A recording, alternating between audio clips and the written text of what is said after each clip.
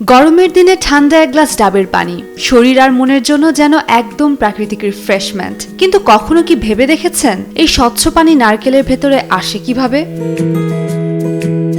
নারকেল গাছে যখন ফল ধরে তখন কচি অবস্থায় ভেতরে থাকে ছোট্ট একটি বীজ।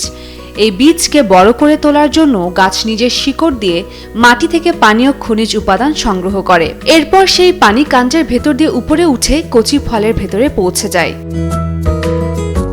ফলের ভেতরে পানি সরাসরি জমে থাকে না, বরং কোষের ভেতর এক ধরনের প্রাকৃতিক প্রক্রিয়ার মাধ্যমে ধীরে ধীরে জমা হয়, যাকে বলা হয় অভিস্রবণ।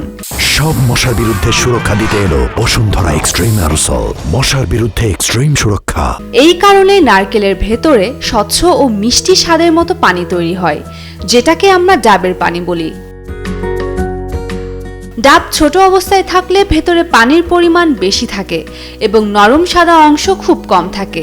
কিন্তু সময়ের সাথে সাথে যখন ফল পরিপক্ক হতে থাকে তখন এই পানির একটা অংশ ধীরে ধীরে শক্ত সাদা শাঁসে পরিণত হতে শুরু করে।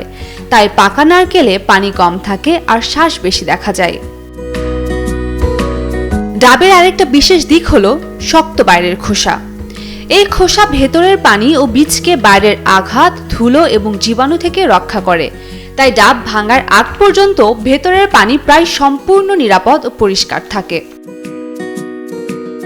এভাবে প্রকৃতি নারকেলের ভেতরে তৈরি করেছে এক ছোট্ট জীবন্ত জল ভাণ্ডার, যা শুধু গাছের জন্য নয়, মানুষের জন্য এক অসাধারণ উপহার। উম্মে রুম্মান ক্রান্তি, ডেইলি সান।